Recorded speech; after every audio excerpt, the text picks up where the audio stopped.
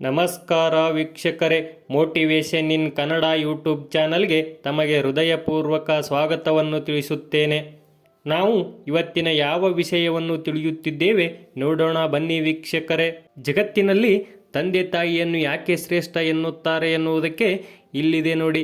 ಅಮ್ಮ ಅನ್ನುವ ಪದ ಈ ಜಗತ್ತಿನಲ್ಲಿ ಶ್ರೇಷ್ಠವಾದ ಪದ. ಅಮ್ಮ ಆದವಳು ತನ್ನ ಮಗುವನ್ನು 9 ತಿಂಗಳು ತನ್ನ ಗರ್ಭದಲ್ಲಿ ಇಟ್ಟುಕೊಂಡು ಜೋಪಾನವಾಗಿ ನೋಡಿಕೊಂಡು ತನ್ನ ಜೀವವನ್ನು ಲೆಕ್ಕಿಸದೆ ಏನೂ ಅರಿಯದ ಕಂದನಿಗೆ ತಾಯಿ ಜನ್ಮ ನೀಡುತ್ತಾಳೆ. ಹೀಗೆ ಮಗು ಜನ್ಮ ತಾಳಿದ ನಂತರ ಭೂಮಿಗೆ ಬಂದಾಗ ಮೊದಲು ಉಚ್ಚರಿಸುವ ಪದ ಅಮ್ಮವಾಗಿರುತ್ತದೆ.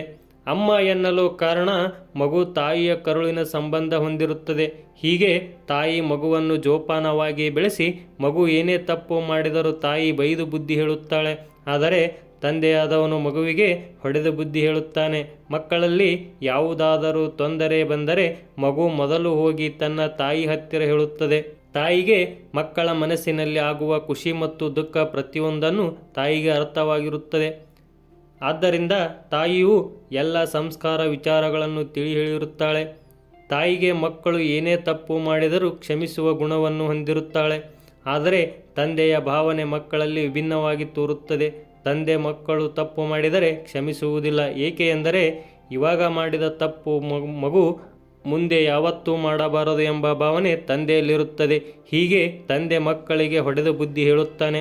ಇದು ಮಕ್ಕಳಲ್ಲಿ ತಂದೆಗೆ ದ್ವೇಷ ಹುಟ್ಟಲು ಕಾರಣವಾಗುತ್ತದೆ. ತಂದೆ ಮತ್ತು ತಾಯಿಯ ಯೋಚನೆ ಒಂದೇ ಆಗಿರುತ್ತದೆ.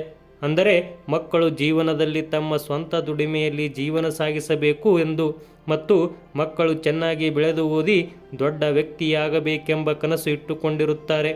ತಂದೆ ತಾಯಿಯಾದವರು ಮಕ್ಕಳಿಗೆ ಯಾವತ್ತೂ ದ್ವೇಷ ಮಾಡುವುದಿಲ್ಲ, ಬುದ್ಧಿ ಹೇಳುವುದಾಗಿದೆ. ಒಬ್ಬೊಬ್ಬ ಮಕ್ಕಳಿಗೆ ಬೇರೆ ರೀತಿ ತೋರುತ್ತದೆ. ವೀಕ್ಷಕರೇ, ನಾನು ಹೇಳುತ್ತಿರುವ ವಿಷಯ ತಾಯಿ ಶ್ರೇಷ್ಠ ಅಥವಾ ತಂದೆ ಶ್ರೇಷ್ಠ ಎಂದು ಅಂದುಕೊಳ್ಳಬೇಡಿ.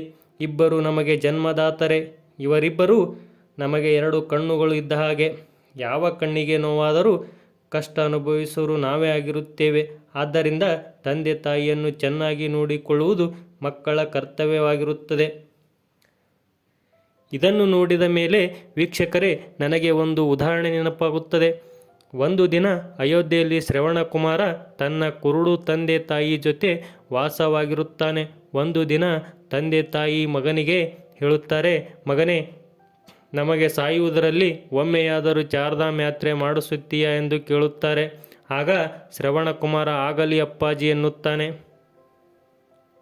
ಆದರೆ ಶ್ರವಣಕುಮಾರ ತುಂಬ ಬಡವನಾಗಿರುತ್ತಾನೆ. ಅವನು ತನ್ನ ಗೆಳೆಯರ ಹತ್ತಿರ ದುಡ್ಡು ಕೇಳುತ್ತಾನೆ. ಆದರೆ ಯಾರೂ ಸಹಾಯ ಮಾಡುವುದಿಲ್ಲ. ಆಗ ಅವನು ಒಂದು ನಿರ್ಧಾರಕ್ಕೆ ಬರುತ್ತಾನೆ. 2 ಬುಟ್ಟಿಯ ಸಹಾಯದಿಂದ ತಕ್ಕಡಿ ರೆಡಿ ಮಾಡಿ ತಂದೆ ತಾಯಿಯನ್ನು ಅದರಲ್ಲಿ ಕೂಡಿಸಿಕೊಂಡು ಯಾತ್ರೆಗೆ ತಯಾರಾಗುತ್ತಾನೆ. ಹೀಗೆ ಯಮುನೋತ್ರಿ, ಗಂಗೋತ್ರಿ, ಬದರಿನಾಥ ಮತ್ತು ಕೇದಾರನಾಥ ದರ್ಶನವನ್ನು ತನ್ನ ತಂದೆ ತಾಯಿಗೆ ಮಾಡಿಸುತ್ತಾನೆ. ದರ್ಶನ ಮಾಡಿ ಮರಳಿ ಊರಿಗೆ ಬರುವಾಗ ಕಾಡಿನ ಮಧ್ಯೆ ಬರುವಾಗ ತಂದೆ ತಾಯಿಗೆ ಬಾಯಾರಿಕೆಯಾಗುತ್ತದೆ. ಶ್ರವಣಕುಮಾರ ನೀರು ತರಲು ಸರೋವರಕ್ಕೆ ಹೋಗುತ್ತಾನೆ. ಸರೋವರದಲ್ಲಿ ಶ್ರವಣಕುಮಾರ ನೀರು ತುಂಬುತ್ತಿರುತ್ತಾನೆ. ಅದೇ ಸಮಯಕ್ಕೆ ದಶರಥ ಮಹಾರಾಜ ಬೇಟೆಗೆ ಬಂದಿರುತ್ತಾನೆ. ಯಾವುದೋ ಪ್ರಾಣಿ ನೀರು ಕುಡಿಯುತ್ತಿದೆ ಎಂದು ಶಬ್ದವೇದಿ ವಿದ್ಯೆಯಿಂದ ಬಾಣ ಬಿಡುತ್ತಾನೆ. ಆ ಬಾಣ ಶ್ರವಣಕುಮಾರನಿಗೆ ತಗುಲುತ್ತದೆ. ಆಗ ದಶರಥ ಮಹಾರಾಜ ಓಡಿ ಬಂದು, ತಪ್ಪಾಯಿತು ಶ್ರವಣಕುಮಾರ, ನಾನು ಯಾವುದೋ ಪ್ರಾಣಿ ಎಂದು ತಿಳಿದು ಬಾಣ ಬಿಟ್ಟೆ ಎಂದು ಹೇಳುತ್ತಾನೆ.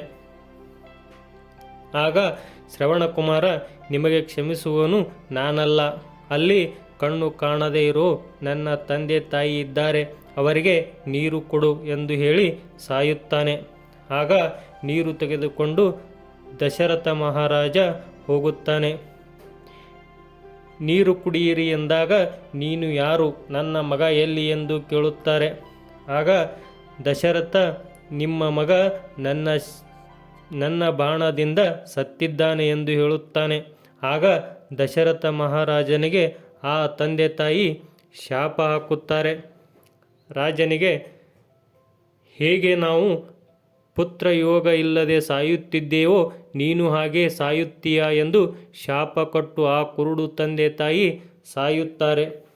ಜಗತ್ತಿನಲ್ಲಿ ತಂದೆ ತಾಯಿಯನ್ನು ಮೊದಲ ದೇವರು ಎಂದಿದ್ದಾರೆ. ಒಟ್ಟಿನಲ್ಲಿ ಚೆನ್ನಾಗಿ ನೋಡಿಕೊಳ್ಳಿ.